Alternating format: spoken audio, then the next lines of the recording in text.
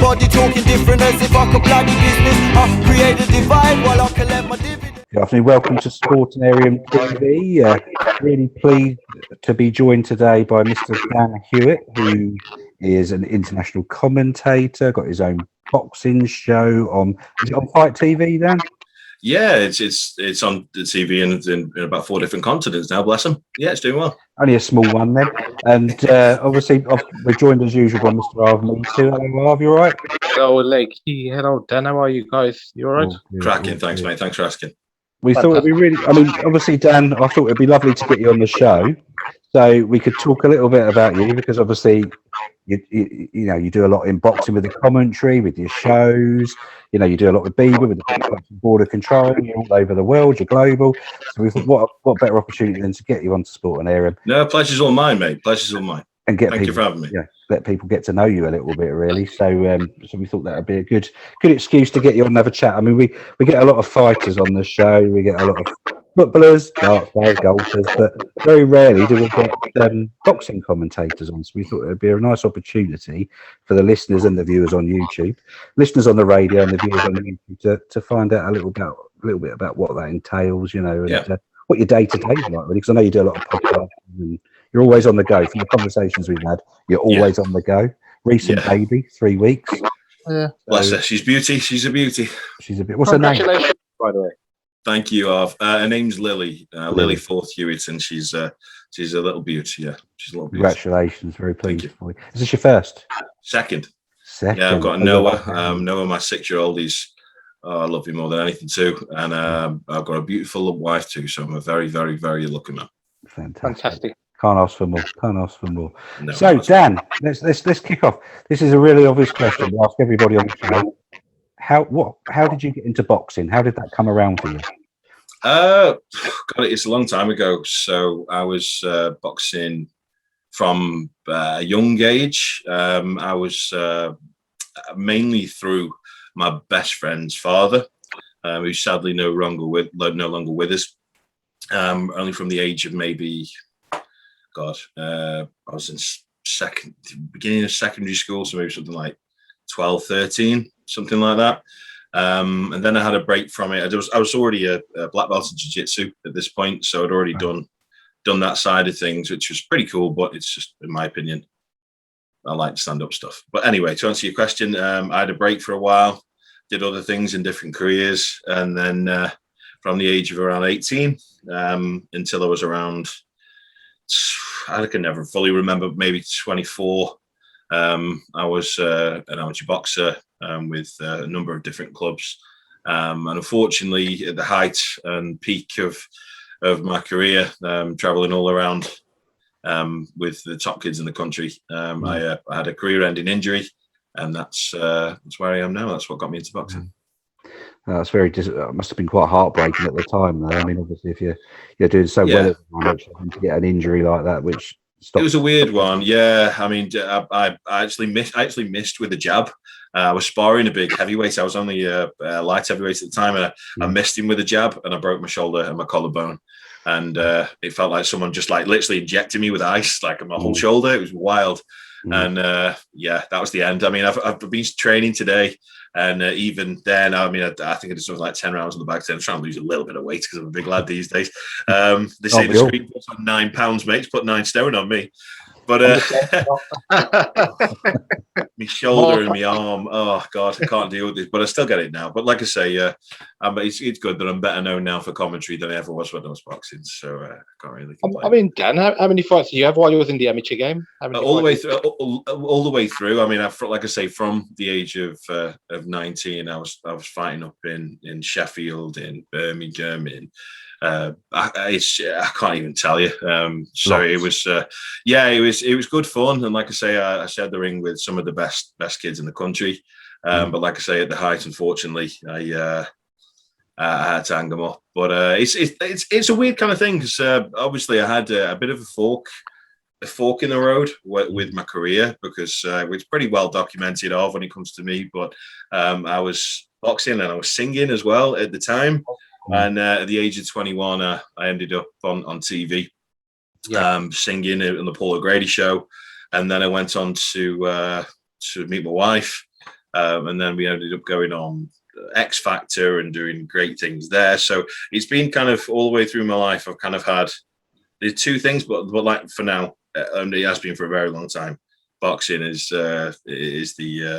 my absolute heart and soul. Be said the ring with many people, but like I say, looking forward to the future. So I'm going to step back. Singing. How if you're obviously a successful amateur boxer. It's unfortunate you got your injury. Started for you for that because I must be.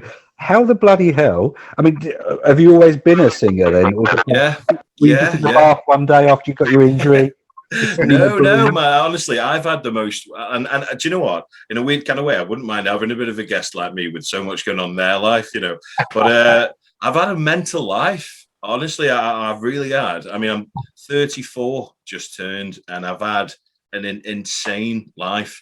I mean, from honestly, you wouldn't believe. And to be honest, I've achieved great things. I don't think about me. I think about my kids, and I think we're all here for a reason. We're all here to leave some form of legacy. I mean, at 10 years old, I won Young Musician of the Year against kind of any musician in any discipline, whether you're piano, tuba, recorder, flute, whatever. And I was a singer, and I won Young Musician of the Year in England when I was 10. When I was 15, I went on to win Young Entertainer of the Year. And then I went on to win. I was boxing. I mean, I've been on the stage before, with black eyes and everything. Like, I don't know. You don't see many people on the stage and like fighting as well. So I've had a mental life, mate. Like, absolutely mental. But it's fun, I think. I hope my kids do the same thing. And if they do want to just do something, I had really supportive parents. And whatever I wanted, I wasn't going to just be all right at. I wasn't just going to be an average something. I mean, I went circus school. I trained to be a clown for 3 years. I'm not even joking. Like, I've had the most mental. I thought that was. I didn't even think that was a real thing. No, man. I'm trying to look for something rounder I can juggle for you while you're on the screen. But honestly, I learned to. I can ride a unicycle. I can juggle knives and flames. I can stilt walk, and I don't know. I'm just a bit mad. But did the singing come first before everything else? Did it? What came first, mate? The chicken or the egg with Dan? I mean, he's in the circus school. He's a singer. He's a boxer. This is just a big kiddie, mate. Honestly, I used to sprint for the county. I used to swim. I used to just mad stuff. But singing was kind of the joint first love. So singing, I was a big Michael Jackson fan. And I was a big.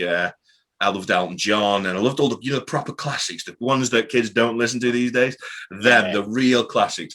And not only that, my granddad was. My dad's a fighter. My granddad was a bare knuckle boxer. So it's just been ingrained. But the thing, if you think about it, and I've said this on many podcasts, again on a show out in America, is if you think about it, if you were God and you were to mold a perfect commentator together, you had a singer and you had a boxer, and you stuck it together, it'd be a pretty good commentator, and that's what I am, hopefully. Yeah, definitely. Man of many talents. Yeah, I was made for it. God knows. I don't know. Brilliant. Yeah, definitely 100%. We were talking a little bit off there about the comments. I mean, obviously you've got your own show on FITE TV, the boxing. It's called Boxing TV. You're on the app as well, FITE TV app. Yeah. The show. There's 30 TV shows on that, and I think it's on loads. I think it's on. It's on Sports Channel Network, on Avo in Africa, on pay-per-view live in the US. I can't remember. There's a few others. About 5 or 6 different channels throughout the world it's on. It's really cool, man. I'm honestly really humbled because I'd have never believed that I'd have, you know what I mean? I'm just a normal lad who just had a bit of a dream, and I've just tried my best of, really. Yeah.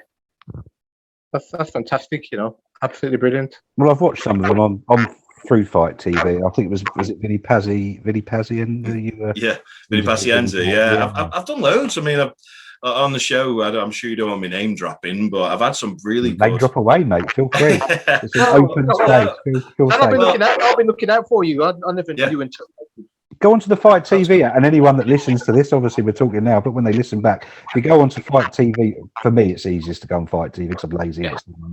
But go on there.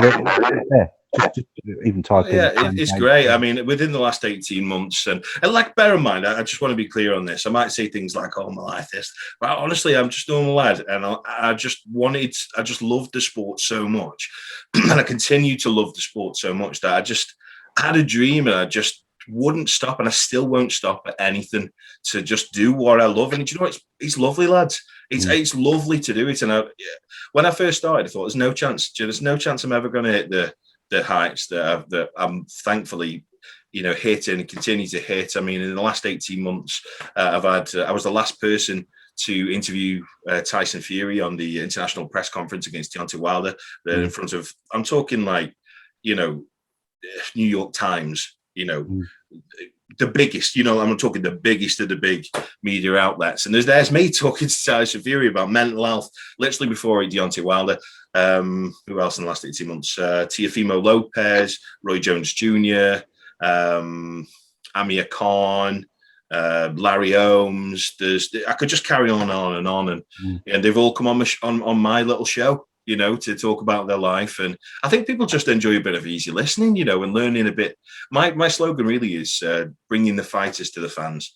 And the joy and the beauty of technology and the internet these days, we can do that, lads. Like we're doing now. This is it. This is exactly right. And, I mean, commentary-wise, then, I mean, how's that come around for you? I mean, you're doing all these great interviews for FITE, globally, go out globally, all these different channels, all these different platforms. So, I mean, for one, your wife must be super supportive, because obviously you're off all over the world. She sounds like she's a diamond. Immense, honestly. For the commentary, how did the commentary come around for you? So, it's hard to remember when the exact, the pinpoint was, kind of thing. But I remember when it started with Facebook Live. Do you remember when years and years ago when it kind of first started? I think I must have been the first person in the world to think, I can interview on this. I can reach these fighters on this, because I'd already done the written interview. I'd already done the phone call interview many, many years ago. And I thought, I can do something with this. I can build my own show. And do you know what I did? And I had a really good following. And I used to work for another organization that we parted ways for. I won't go into the politics. It's the best thing I ever did. I went on my own. And from then, I just got very, very well known through my contacts of being a fighter myself. And I think the main, honestly, reason is just being a good lad. Do you know what I mean? I think that's done everything for me in my career, because I'll never screw anyone over. I've always helped people. I've never wanted anything back. I just want to help the sport I love. And I understand, the need for people like you and me. Not everybody's got the engine and the beast of Queensbury or Top Rank or Matchroom. Especially some of the grassroots fighters, they haven't got it, so they need people like us. So basically, from then, people, I got invited. I was already doing this with local streams, visiting and just learning my craft through local fighters. And then since then, I went then on to did a few for the Black Country Boxing, BCB. You probably know them of. I know them very, very well. Errol Johnson was I know him very, very well from when I was an amateur back in the day. Lovely lad. Dan Mall and Ellen. Yeah, and Paul Mann. Oh God, Paul! It's a small world. Don't forget they're from the Midlands, so I'm only from down the road from them. So when I was an amateur boxer for Worley, they were amateur boxer for Wednesbury. Errol Johnson, and my head boxing trainer was good friends with Errol. Yeah, Paul and Errol, and they're all lovely. All old-time good friends from back in the day. I know them very well, and and like you said, they're very decent lads. And just very humble guys. Never find any guys as nice as them. It's nice to have nice, humble men like them to be around. I completely agree. I mean, Dan, they always say, I can get into the show for nothing, and that's really nice of them to be that way and say them things. That's lovely, mate. That's lovely. I mean, Errol will never be seen on a photo. He hates it. He doesn't like it. No, that's right. Anything. And Paul, man, every time I see Paul, he tells me he loves me and he kisses me every time he sees me. I just love. He's the. I know this might sound silly, but he's just dead cute. Do you know what I mean? Like, just call me. I just squeeze him every time I see him. We interviewed him recently, didn't we? And he was so Oh. humble, such a nice man. my word. He's genuinely lovely, and he'll do anything for everybody. So, Yeah, Paul, if you're really watching good this, guy. mate, I love you. You're a top lad. But yeah, anyway, to answer the question, went from BCB and I travelled all over with them, and I did. I may have done, I can't remember. I've done that many, but I've done a few pay-per-view shows with them. I did an IBO Continental. This was the British Boxing Board of Control side of things, and then I got noticed. So I basically, through my show, I then interviewed a few guys out in America, and then I got told I could never break America, and then I did, and then the guys in America were like, "We love what you're doing. We love you as a commentator. Come out to Houston." I went over there 2-3 times, and I would have already been over a lot more, obviously with the pandemic. Pandemic's knackered. I should have been over to this year. Should have been in India, Tanzania. I'll be going there soon. Houston again, Denmark, loads, but it'll happen. I'm 34. I'm a baby for a commentator. What a baby! So you got years ahead of you yet, mate. Years ahead of you, hopefully. So sure that'll open up again for you. How long have you been on your own, Dan? How long have you been doing it on your own now, then? What's that? The boxing TV? Yeah. You work for other people. I worked with a company called Into Boxing, who were pretty well established, and I grew their channel quite considerably when I was with them. I'd say I've been doing boxing TV for maybe, as well as other ones I've done before, maybe for about 3 or 4 years. So I've been doing my show for 4.5, 5 years, maybe more, when I was with them. But then it's went on my own. It's the best thing I ever did. It's like you say, you're only a baby as well, so you got plenty of time. One of those men like me. It's been cool though. It's been a cool journey, and I still get excited. I mean, like I say, Larry Holmes was on the other day, and I was like, oh my god, do you know what I mean? How would you even speak to this legend? And then when I do, I'm so passionate about the sport, and I just sit there learning constantly. I can't sit around. I just can't. I think it's the back in the fighting days. That I work while they sleep. Does that make sense? You can definitely understand that, can't you? I remember the 3 or 4 o'clock in the morning runs, and I don't sit there. Through the pandemic, it's the best time I ever had in my career, because everybody else felt sorry for themselves, and I sat down and spent thousands of pounds on not only technology, but and mics and lights and brand new top of the range laptops. I invested in myself. Do you know what I mean? I learned how to do things graphically. I learned how to create a TV show on my own in my house. I've never been trained to do that, guys. Do you know what I mean? But I think if you've got the right drive, you're a nice guy. Hopefully you'll do all right, and hopefully I will. That's the. I hope you guys are, because you're legends. Yeah, well, what's nice, what you resonates. Yeah, it resonates with us, I think, because again, the sport, this channel, our little channel, still only a little channel, A little channel. Dan, it's all Lakey has done everything. Nothing to do with me. Lakey's the man, and I respect this man for getting involved with him. But it's exactly the same thing throughout the lockdown. Yeah, he's always humble. He doesn't take any credit. But throughout lockdown, that's exactly what we did. Just putting our heart and soul into building something. Yeah. And it's opening doors for us now. It just takes time. I think the problem a lot, I'm on Twitter, and Arvi's and on Instagram. I'm not on these other things, but I am on Instagram, I think. I don't know. Yeah, you are. You're not really going now, do you? But yeah, it's kind of, a lot of people want it to happen overnight for them. So they're kind of concentrate. You see a lot of them. They're on the social media platforms, and they just want the big names, the name up in lights, people coming on. And it's like, you're doing it all wrong, buddy. Yeah. For us, we're passionate about that grassroots side of it. So we interview amateurs, we interview journeymen fighters, the ones that are ignored by the mainstream. We get them on because they've all got such wonderful stories to tell. We were talking. It was Paul Denton, wasn't it? We spoke to Paul Denton. It was fantastic. Listen, like he went on to Facebook. That's why I wish you had a Facebook account, so you could see the response he got from fighters on Facebook. This is exactly it. It gives him that little bit, just makes them. He had a long career, he had a really distinguished career. He fought Ricky Hatton, Ross Hale, James Hare, and we've had James on the show. We get all these old school fighters. I hate to use the word old school, but the fighters from the 90s, early noughties, we get them onto the show. and we have real lovely chats with them. And the stories they get to tell are heartwarming, you know. And a lot of them are still very passionate about what they've done and but they underplay their achievements. You know, they've had so many fantastic. Arv's another one. You know, and these guys have had good careers, but long careers, but they've forgotten and no one bothers with them. So it's nice that we interview them on our Sportinarium channel, Dan, because it's nice for them as well.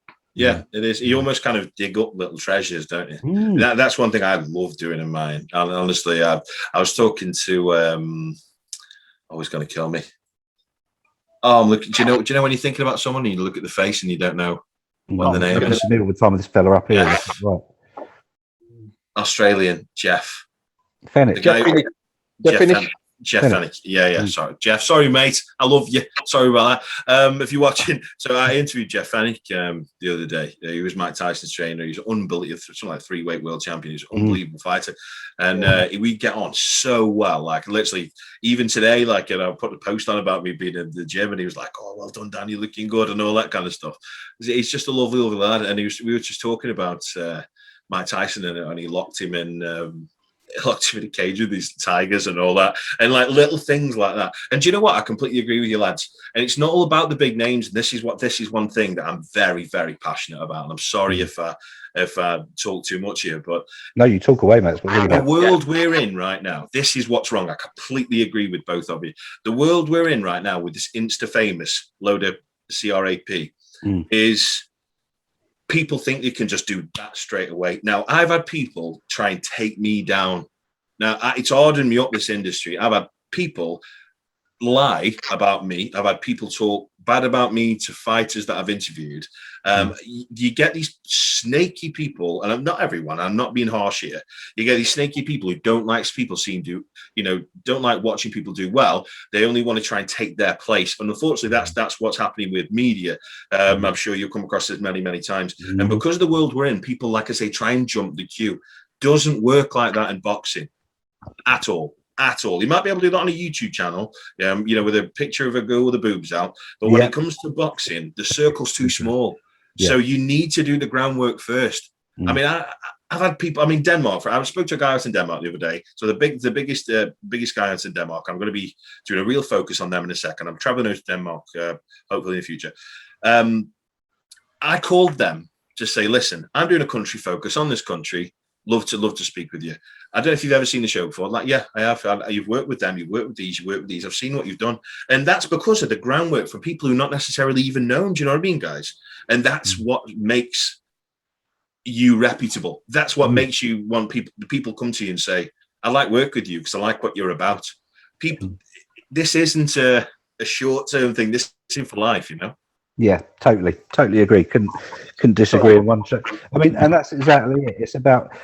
I mean, you mentioned there about people, certain YouTubers and stuff. I'm not going to mention names because it'd be totally wrong, but they tie themselves to certain fighters because they think, all right, that one's always got the boobs out, or that one's got a million followers, or whatever it may be. So they try and tie themselves into that one individual, but then they lose sight of the rest of the pack.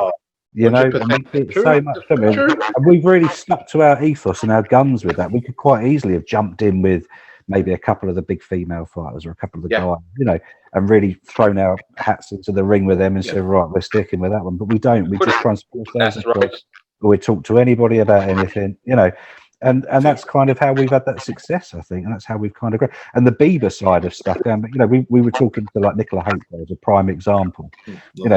She's such a lovely girl, but when we were interviewing, when we were interviewing, we found them on Twitter. We're like, oh, I think Nicola only had about 56 followers at the time, and she had Workshop's first female professional fighter on there. And I thought, you know what?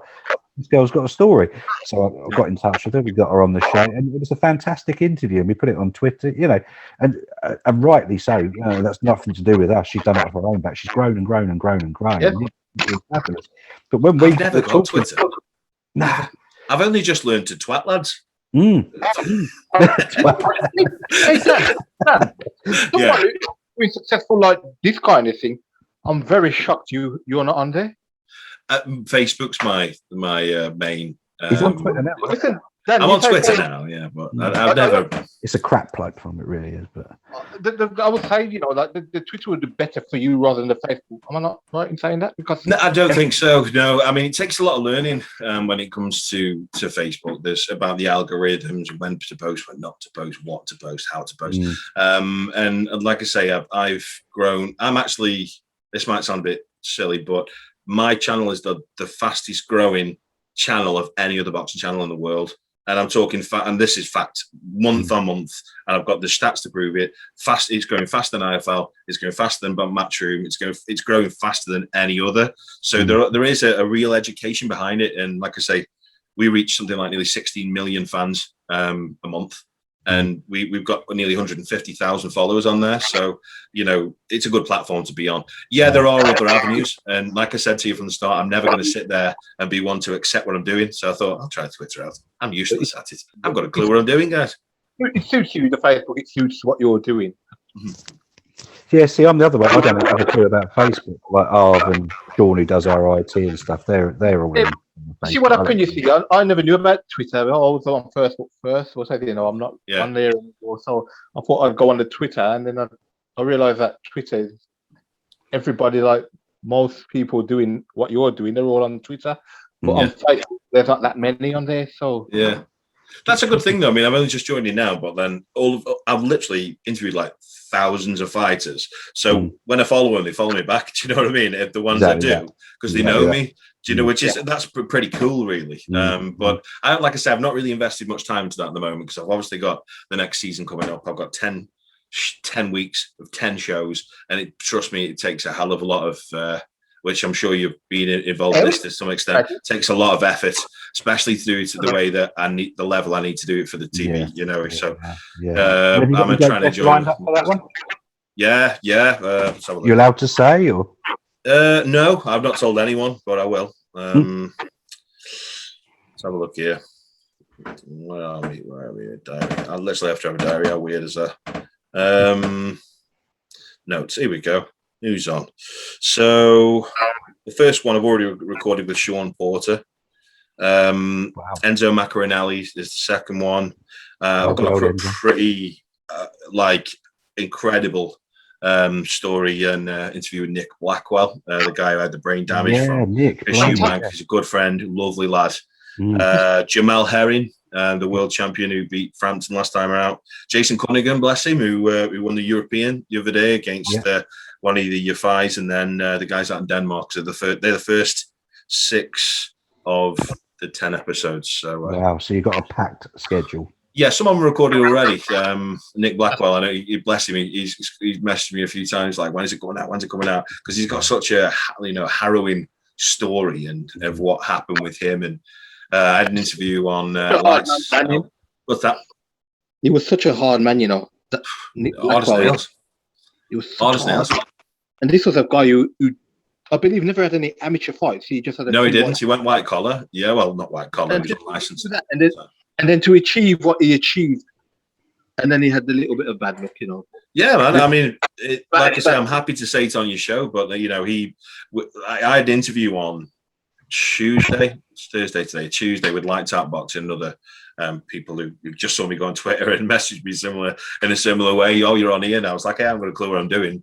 And then they invited me onto the show, and they asked me about Chris Eubank Jr. And to be honest, what Nick Blackwell said on my show about the way that Chris Eubank treated him and how he didn't contact him, and he promised him the British title belt after what happened and everything. He didn't even give him the British title box. He didn't even own the British title. And he didn't even contact him after, so I've got nothing nice to say about that guy. Right? Really? Yeah, and I'd say to his face as well. At the end of the day, he didn't contact Nick Blackwell after giving him brain damage. Nah, just whatever. That's low. That's low.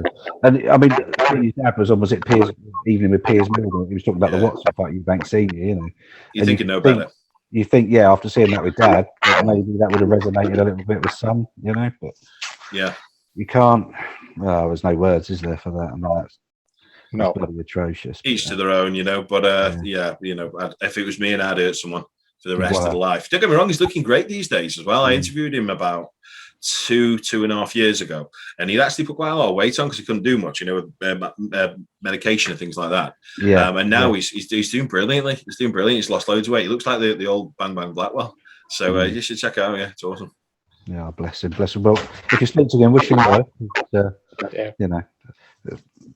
These you hear these tragic, horrible stories. It's the dark side of boxing. Stories, mate. Like I say, rewinding a little bit and going back to what you guys were saying earlier. It's not all about the massive names. The stories. That's what I'll give you a couple of examples, and I'm more than happy to introduce you guys as well if you want. That's fine with me. So, do you remember Chop Chop Corley? Remember Marcus Corley? Come on, Danny, he's good, great fighter. Could you not remember him? I know, but to me and you, but doesn't necessarily know that he's well known worldwide. So I just thought I'd ask. But he is ace. He's ace. The first time I interviewed him, he was cooking his dinner. He was just ace. Like he was awesome. But the second time I interviewed him on the show, I think it was season. I'm actually on something like the 14th season now, but it's 4 seasons. This is the 4th season on TV, and I think it was season 2 on TV. He come on, and he was talking about what happened to him when he was a kid. And he was just turned professional, so like 2021, and he got shot for his coat. So he had an expensive coat, and he got shot in his spine, and then he's running, and then he got shot again in his leg. And he went to the hospital, and he said, "Listen, you're going to have surgery." He said, "No, pull this out my spine now." And they were like, "No." I said, "I'm telling you now, pull it out my spine." And if he'd left it in it, he'd been paralyzed and not been a world champion.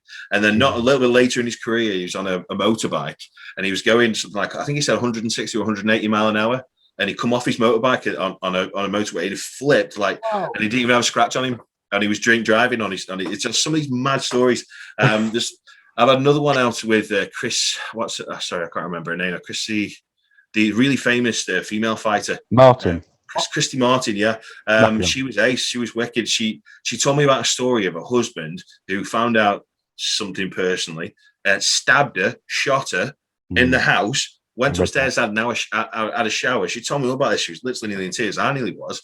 And she had to crawl out the house, being shot and stabbed. I mean, some of these stories that you get from fighters, it's an honesty. You agree, guys? It's an honor, isn't it? It's an honor to hear them and share them because it might never be told, No. I remember reading that about Christy Martin, actually. That was, madness. How the woman survived. I could tell you. I know you can see how passionate I am. I love it, like, but literally the amount of things that you've got. I mean, I remember a guy out in the US. I won't mention his name, but he got shot. He got shot in the back of the leg. He was working for Pepsi at the time, shot in the foot, and as he was running, this crazy guy was shooting at him. He ended up having been out for 3 years, come back, and then put a guy in a coma and nearly killed him. So some of these stories are like, do you know what I mean? Like I had one with James Toney the other day. I'm sure you'll know him, hopefully. I know you do. I'm not trying to knock your intelligence. What a fighter! He's a really, really good mate of mine. He's the cutest guy in the world. Honestly, we proper get on, and he's funny. He calls me Dan, bless him. But he's like, Dan, you. I love him. And he was there with his son, and he was talking about kind of what happened with Roy Jones and the fight with Roy Jones, and his time growing up, and the fact that we lived on the same street as the Mayweathers, and his dad got shot in pretty much the exact same way that Mayweather's got shot. Mayweather's dad shot at his mom. It's just madness, some amazing stories. And it's a pleasure being on here, guys. Thanks for having me. Oh, pleasure having you on here. Having these stories, and this is it. And this is again. I know we keep going back to it, but the stories these guys and girls have to tell. I mean, it's an honour, isn't it, to give them a platform to be able to do it? In a way, it kind of makes us very privileged when they want to share. I know you can read about it in a magazine or online, but to actually have that or virtual, whatever you want to call it, face to face, we call it. To have that opportunity to sit face to face with some of these people is a privilege, and it is, yeah. And this is why I think, like you say, for me, this is how platforms like we provide. we're just a tool. I always think of myself as a little a conduit, if you like, for these people to come on and share their stories. It is, and do you know what? Sorry to interrupt, and I think this is really, really like I only spoke about this the other day with the other guy I did the podcast with on Tuesday. What we do is a completely different thing to what people think you should do. And this is what the mistakes, I shouldn't really give people this advice, but people think that you should go to a press conference and then speak to a fighter. Now, I'm telling you firsthand, it's a job to them at that point. It's boring. They're there for 12 hours of the day, people pretty much asking them the exact same questions. Anybody, I don't know if you guys watching this, anybody can get an accreditation. Anyone can get an accreditation to a show. You see it all the time. You see it all the time. You'll probably notice it more when you're on Twitter. People go, "Oh, I'm at the Matchroom press conference," but they put it like it's some big. And I'm sure, I'm not disparaging these people. You know, I don't like going, but we've never even applied. Just to sit back and think exactly what you've just said. No, we could easily get onto a press conference for these things, but like you said, all you're going to do is you could sit and talk to one of these star boxers, Katie Taylor, I don't know, who's fantastic fighter, but. Like you've just said, I'll ask her a question. Personal interaction. Probably been asked 100 times previously, and then if you go to any YouTube channel and click Katie Taylor, that same question's been asked her 1,000 times, and she'll give you the same bloody answer. There's nothing. There's nothing new. You're not finding out anything new about that fighter. You know, but when you're on this kind of platform, venue, of theatre, of whatever you want to call it, you know, there are a lot more creative chat. Like Tasha Jonas, you know, she had a little girl on there. You know, Tasha Jonas does a lot of interviews. Our whole theory is as well. It's like three blokes. Whenever we have anybody who's like now, it's like three blokes sat in a pub having a chat over a beer. You know, we're not trying to trick people. We're not trying to make them say something they're gonna, it's going to get headlines. No, people get to know them. You know, I was talking about this yesterday, walking around the lake with my best pal, and luckily, my best pal is a good, very, very, very good fighter, and he's one of the most exciting fighters, in my opinion, to come out of Britain in a long, long, long time. You probably know him already. But we were walking around the lake and we were talking about, I'm not going to mention any names, but we were talking about one of the names I did mention earlier, but I'm not going to say which. But they were one of the biggest, let's say, interview type organizations, and you'll know what I'm talking about. And he doesn't want to be involved with this particular, organization, or a few of them, because the way they try and lead, they're looking for clickbait. So that's what's wrong with the sport. We need to be there to support boxing, not to lead them down like you're some kind of snaky freak, to get what you want. I totally agree with you, Dan. And this is what we and Lakey do, like you say anyway. Try not to do that sort of thing. But there to interview everybody. It's disrespectful. You know, these athletes, boxers, they're athletes, they train hard, they work hard, and give them a little bit of respect. If someone does something, I don't care what anyone, a man on the street, woman on the street, whoever, if they do something wrong, then there's a system to deal with that, but it's not, I don't see it as my job to try and trick people, make them say something that I can then when we put it up on YouTube, we can say so and so talks dirty about. I can understand why though, because I'm from the media side, but I don't see myself as the media side at all. Like everything I do, don't get me wrong, trust me, I've got myself in trouble many times, especially with fighters, because I'm too honest, and I'm never going to be. And I've spoke with and been working with some of the best commentators in the world, and hopefully one day I'll be there, or at least working my way up to be. I know I will, because I'll never stop. But I say it the way it is, and I'm sorry if it hurts you, but I'm going to tell you the way it is. My motto personally, and it's on my website, fighters put their lives on the line for our entertainment. So it doesn't matter who they are, they all deserve the same respect. Exactly. So why should, just because you're getting paid wages from Top Rank, or from Al Tigre, or from BCB, or from Matchroom, or from who at Queensbury, wherever, does that give you the right then to talk down a fighter who's putting his life on the line just so you can watch it? No, not at all. not at all. And that is the problem. And that comes back to the whole social media thing as well. You know, it just seems to encourage. It's a bit toxic. I think sometimes it can be quite a toxic environment, and I think it kind of encourages that behaviour. And of course, unfortunately, you know, a lot of these people, they just want the follower counts up. You know, I've got 1.6 thousand, or I don't know, 16,000 followers, and that's what it's all about for them. You know, which is tragic, but for me, it's about capturing the real stories and finding out about the person and sharing that with the world. You know. Yeah, I mean, luckily, having my platform on Facebook and having such a, you know, like I say, I've got many channels. There's probably anything near 180,000 people through my channels, through a couple of others, and it's great to be able to vet that, though. You know, I know it sounds stupid, it might sound a bit like controlling, but when I see an idiot, I ban him instantly. I mean, I must have banned 100,000 people. I'm overreacting there. I must have banned 10,000 people when people are saying, "Oh, this is fake news," or "Oh, you know, I hope he kills him." You know, if it's just banned, get away. You're not involved in my community, you know. And I'm safe to say, with Inboxing TV, to tell you what, they're probably the most intellectual group of people on any forum anywhere, because they all have sensible, sensible arguments about that. So yeah, it can be very, very toxic. I mean, you've really got to look at what happened with that Marcus Rashford, haven't you, with something like 70 racial slurs the other day. I know. No, sorry, man, I don't care if you're white, black, green, blue, orange. I don't care who you are. If you're a good person, you're a good person. No need for racial slurs. No, totally agree. But yeah, unfortunately, with the Facebook, I don't know a lot about, but it's very. But Twitter, there's no ID checks. You can go on there, whoever you want, whenever you want, create as many accounts as you like, and you can throw as much abuse as you like, and all you do is get a ban, and they switch them to another account. You know. So. I'll tell you a funny story, okay? And I won't go into it too much.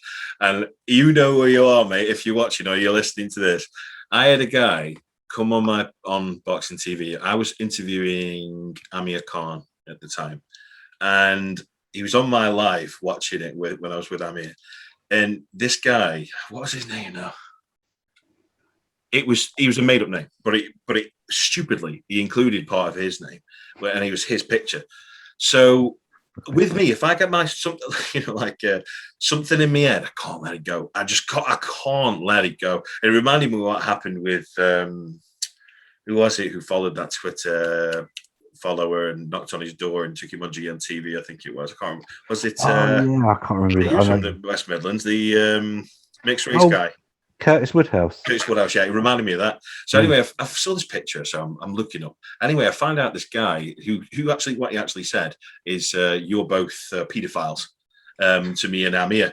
So I was like, nah, especially with a baby. I was like, so I found out, listen to this, mate, honestly. My wife was like, you're going to lose your career. I was like, I don't care. I'm going to find out who this guy is. And I found out that this guy was a teacher in a school. And I found out the school he went, what he did, his school he went. And I actually found him and I messaged him. And I said, you apologize right this second, mate, or I'll be ringing your school tomorrow. And he was like, I'm so sorry. I've had a few drinks. I'm so sorry. I was like, yeah, that's Mike Tyson put it right. Social media is giving people the right to knock people, for wanting for a better word, without getting punched in the face for it. Yeah. And that is what social media is about at the moment. Yeah, tragically. But worryingly, you saying about a teacher, that one of the Marcus Rashford tweets was from a teacher. You know, you sit back and think, these people are educating your children, you know, but they're on Twitter doing that and horrible things like paedophile and that. I know. That a lot on Twitter. The paedophile seems to get thrown around a lot as an insult on Twitter. You just think that's quite, that's a strong. I don't care who you are, that's a nasty. Especially to a dad, mate. Yeah, it's the worst, isn't it? But that's probably why they do it. They know they're going to get it. But yeah, good on you for finding him. And nice one. But he shit himself. So I can swear on it because it's my show. I said, I know what school you are. I'll ring him tomorrow, mate. Unless he was like, I am so sorry. And then he messaged me later. Are we okay? It was like, yeah. Yeah, you're all right. I'll let you off this time. Don't do it. I bet he never did it again. He won't do it again, mate. No, but I don't think he expected, me to be I'm a bit of a weirdo with that kind of stuff. Anyway, I remember when Nothing weird about that. That's fair play I'm to a you. wild weirdo, mate. I remember when someone screwed me over for an iPad back in the day and never paid me for it. Honestly, I was mental. I found out where she was in Holland. I found out where she worked, what school she worked at, what her kids' names were, what her husband's job was. Everything. I'm a bit weird, yeah. He's on my 5 of. Listen, they were recording. I'm like Columbo. Yeah, bloody hell. So, James Bond style. No, good. So, I mean, obviously, before we let you go, you were talking about Tyson Fury earlier. I'm keen to get your thoughts on some of the current boxing or upcoming fights, if they ever happen, because these things, in boxing, it's a contract's never signed until they're in front of each other in the ring. But Tyson Fury and Deontay Wilder, obviously they're supposed to meet. Going to pick your boxing brain now. You see, they're due to meet for this third fight in, I think, July. Is the rumor? How do you think that one's going to go? Do you want the prediction on what I think about the fight? What you think? Both would be brilliant. Okay, so I'll actively say this, and I kind of regretted saying it the other day, but the more I thought about it, I was right. And I said this on this other podcast the other day. So I honestly think that what's happening with Deontay Wilder, and obviously just to answer Deontay Wilder and Tyson Fury, I think this is a massive ploy for money gone wrong in every stretch of the word. Every stretch of the word. So I knew, that this fight, we all knew that the fight between Fury and Joshua, you're talking 120 mil each. A lot of money, So I knew that Wilder was messing around in the background legally. So I thought to myself, worst case scenario, let's say they're chucking 20 mil each. Yeah. What's that? 80 mil each after that, maybe, or 100 mil each. Who cares? Do you make, and plus you're unifying, awesome. Yeah. What he's then done is he's like the blind leading the blind. And I'm really sorry to say that. But especially with him being on social media, but he's been trained by Malik Scott, who I think we all know wasn't particularly the best heavyweight. Now that doesn't necessarily mean he's a bad trainer. I understand that. You only got to look at Freddie Roach. He's a great trainer, but all this dancing outside, me back garden, I'm training here, Tyson Fury watch. That was a ploy. In my opinion, that was a ploy to try and make Tyson Fury think that, oh my God, he's serious. I better give him this money. I better give him this step aside money. Because let's be honest, why would Deontay Wilder want to fight Tyson Fury again? Why? He's had his head boxed off the first fight. Yep. He's got battered the second fight. Time. So you think that Malik Scott's going to bring you back a knock? Get real. What he wanted to do is needed to make you look realistic to get the step aside money, but that's not happened. Bob Arum and Tyson Fury, exactly. So Tyson Fury, they've gone. No, I'm not going to give you any money. I'm going to bat you. I'm going to bat. So all of this is a massive ploy to get some money that's completely backfired. So, in my opinion, to answer your question about the prediction, Tyson Fury is going to absolutely box the ears off this kid. But I saw one punch earlier on that he actually threw well, but that's not enough to beat Tyson Fury.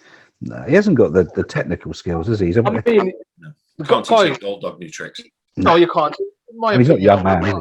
I wouldn't be surprised if this fight doesn't happen now, because I think, like you say, I think Deontay thought that he might be able to get in and get step aside money. He was trying to bluff him, wasn't he? He was trying to bluff him. Guys, think about this. This rematch clause, did it run out ages ago? So was it ran out, and why haven't they fought? So it's obviously to think he can get some money out of this without fighting. Yeah, he was hoping to get a nice little retirement fund. We needed to make it look realistic, though, didn't he? Yeah, otherwise, he would have fought a long time ago. How long ago would have been meant to fight? And they still had fought. And you hit the nail on the head there as well, Arv. He hasn't fought since the last race. He's fought Tyson Fury. Did he fight the Cuban guy in between 1 and 2? Didn't he? Ortiz, was it? He fought since Tyson Fury too. Yeah, he fought the Ortiz, but that was just before we fought. He hasn't fought since the last. And as Dan said, nothing's going to change. Bringing in a new talent, a new trainer is not going to suddenly make it Muhammad Ali, It can, but the only thing is with that is that you'll know of me. By the way, I'm really sorry. Like, have you boxed yourself in the past, though? Oh, many years ago, mate. Okay, you may at least well know what I'm saying. So when you get a new trainer, and you'll know this, of is they might be able to train if you might after a while teach you a few things. That's fine. The issue is, especially with a come forward, one bomb Thor's hammer type fighter like Deontay Wilder, is when he starts getting under stress, when he starts getting backed up and thinks, this ain't working, he's going to go back to what he knows, to what he's always known. That's the issue for me. Yeah, no, I agree. Totally agree. So I just think it'd be another Tyson Fury masterclass. I think you're getting out quicker this time around. I don't think it will happen because, you know, the first fight was a beating when he was at a lighter weight, which he never fought at. Tyson never fights so light. And he fought so light. And he still won so easily, apart from the knockdowns. And then the second fight was just such a beating. Why would he want to go back in there and get such a beating? Because Tyson is going to just box him again, then beat the head out of him. What is he going to do? It probably will happen. It probably will. I think the fight will happen, but I think it'll just be over a lot quicker. I think, like Dan just said, I think Wilder will get in there. You know, he's probably hoping to bluff his way to a good few £100 million for stepping aside or whatever.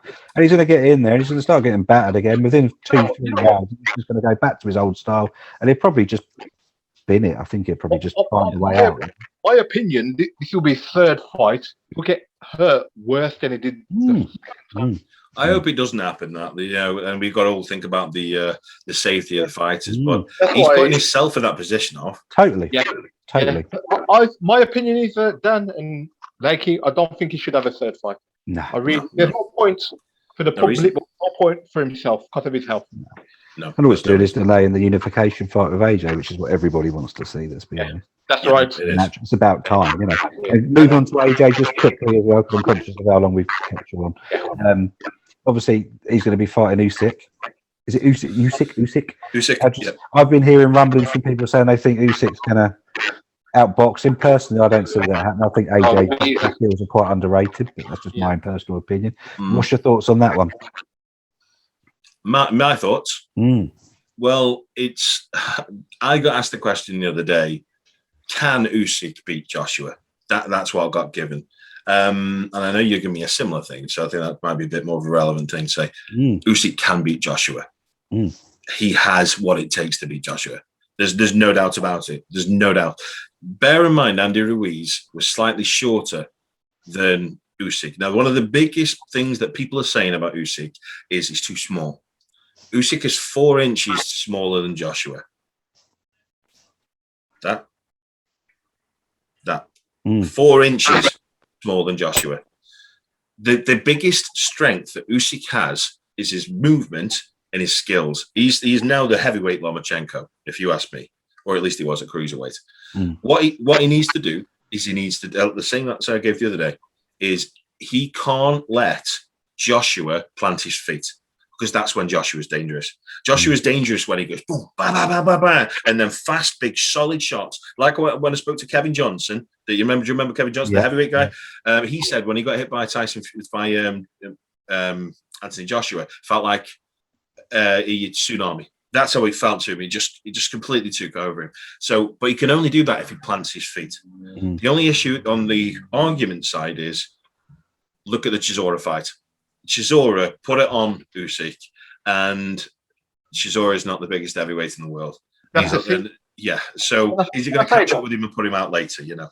Dan, the thing is with that fight, everybody was saying, Chisora is going to get battered, he's going to get hammered. But Dan, let's be honest, there was nothing in that fight, was there? No, not really. As the same, you know, just as with, I think sometimes quickly just going on to Chisora, it's a bit underrated. He's a bloody good fighter, him, you know, because they're always saying this is going to get done and that's going to get done. He's always give a good account of himself, and maybe closer than what people think, you know. When he fought the Kiwi guy the other day, I had him winning that fight. So I just want to say about Chisora. As bad as people think. Oh, you're a big Chisora fan, aren't you? I like him, Adu. I like him. I think he's cool. I think he's good for sports as well. Yeah, he's a gatekeeper really these days, isn't he? Yeah. But he's fun. He's well marketed. Good to have around. How they keep doing pay-per-view with a guy with probably just as much wins as they are losses is just absolute genius. If you call him a different name, War, and that's it. Yeah, exactly. Change his name a bit. I wonder what he'll come back this time as. Peace. Yeah, the savage. Yeah, let's have another 10 fight. But yeah, he's got like stories. Cool. He's a classic. He's a good guy. He's a good guy.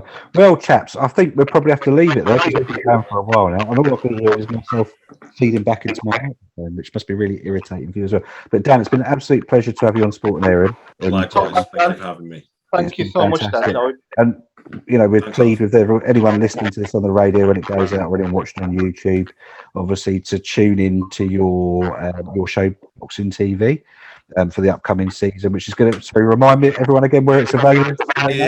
Oh God, it's on. I'll get the list out. It's you'll find some of it. There's around about 10 episodes on YouTube you can find with some really good names. You'll find the full 30 episodes on Sports Channel Network. If you're out in Africa, you'll find it on AVO. If you're out in the US, you'll find it on PV Live and a couple of others.